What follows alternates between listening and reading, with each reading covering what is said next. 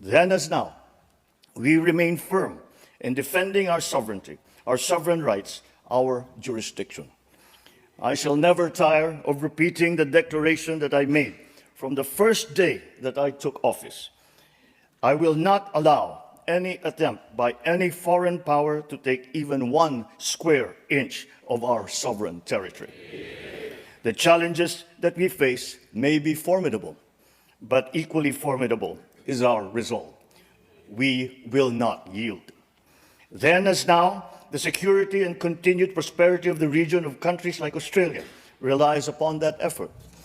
Just as we fought to build our rules-based international order, so are we now fighting to protect it. The protection of the South China Sea as a vital, critical global artery is crucial to the preservation of regional peace and, I dare say, of global peace. We have an abiding interest in keeping our seas free and open and in ensuring unimpeded passage and freedom of navigation.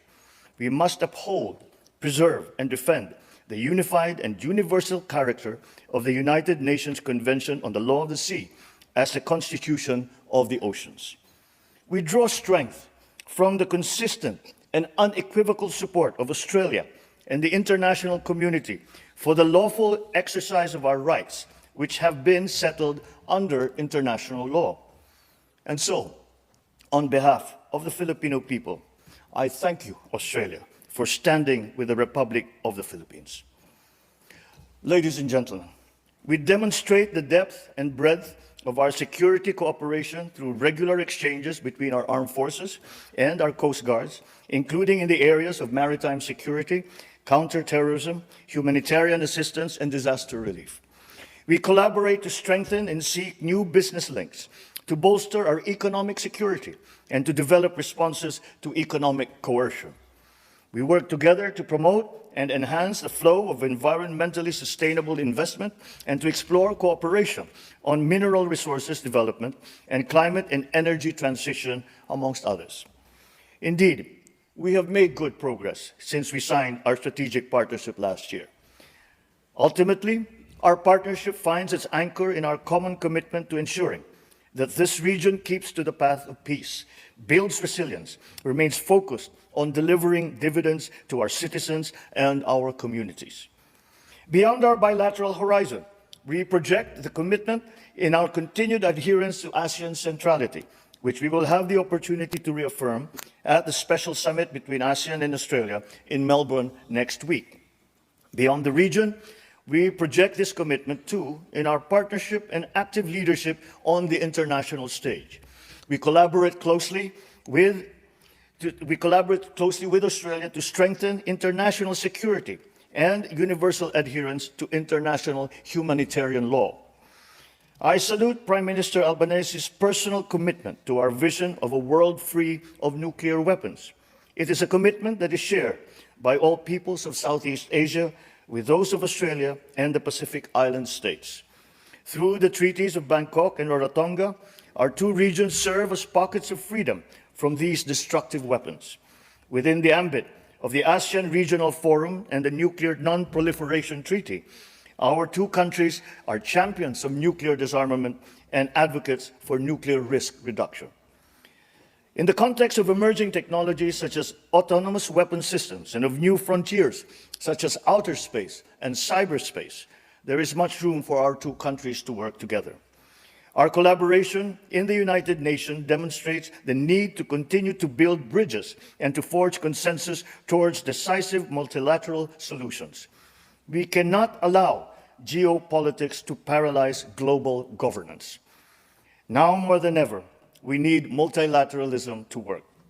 This is particularly important given the scope of global cooperation needed to address our most pressing vulnerability, one that threatens the very survival of our peoples, one that threatens our very future. I speak, of course, of climate change. My country accepts its part in our collective responsibility.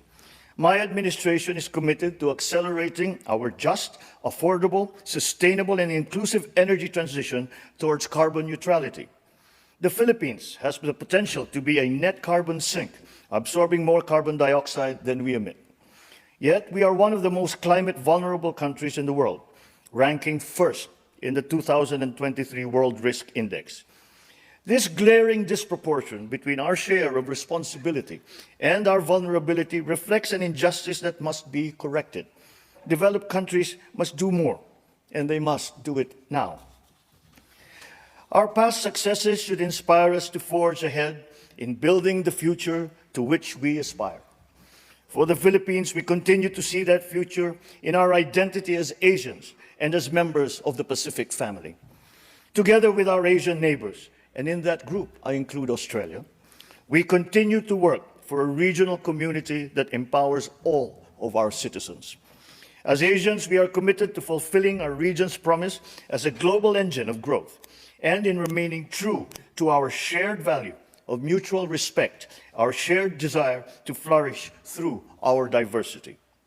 As part of the Pacific, we carry in our very DNA the heritage of seafaring civilizations that span two oceans. This manifests in the high regard our cultures place on family, on community, and on the environment. In Australia, we see not only a strong democracy, but an indispensable part of our Pacific community, a permanent stakeholder in the future of Asia, and a reliable supporter of ASEAN centrality.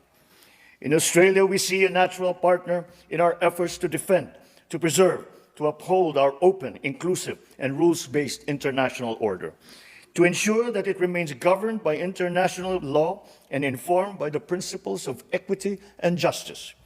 In Australia, we see a lifelong friend with whom we have endured joint sacrifices, reveled in our shared victories, and now pursue common aspirations. All this inspires confidence in the future of our strategic partnership. This confidence is shared not only by our two governments, but also by our two peoples. We see this in the face of the almost 35,000 Filipino students who choose Australian schools to pursue their respective endeavors, the fifth largest foreign student population in Australia. We see this too in the nearly 30,000 Australians who work and live with us and have chosen to call the Philippines their home. We see this more importantly in the spirit of bayanihan and mateship that defines our relationship. Our mateship brought Australians to Tacloban, my mother's hometown, to bring relief in the aftermath of Super Typhoon Haiyan in 2013. Our bayanihan brought closure and peace to the families of the gallant Australians that perished in the sinking of the Montevideo Maru in 1942. And it is the same spirit that now brings our sailors, our airmen and soldiers together, shoulder to shoulder, in defending our rights and in securing our common future. For when the Southern Cross met the Pearl of the Orient, a friendship blossomed, withstood the test of war, and flourished through the changes brought about by a world in flux. Looking ahead, I am confident that Filipinos and Australians will remain steadfast partners, unyielding and uncompromising in our shared values, and energized as we gird ourselves to work together in the spirit of bayanihan and of mateship.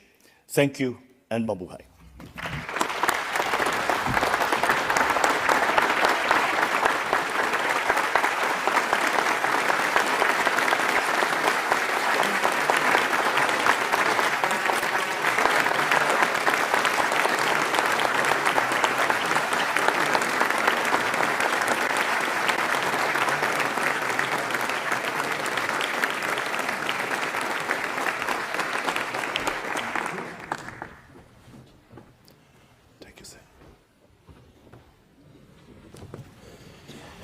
Mr. President, on behalf of the House of Representatives, I thank you for your address. I wish you and Her Excellency the First Lady a successful and enjoyable stay in Australia. I thank the President of the Senate and Senators for their attendance, and I invite the Prime Minister to escort our guests to meet members and senators as they depart the chamber.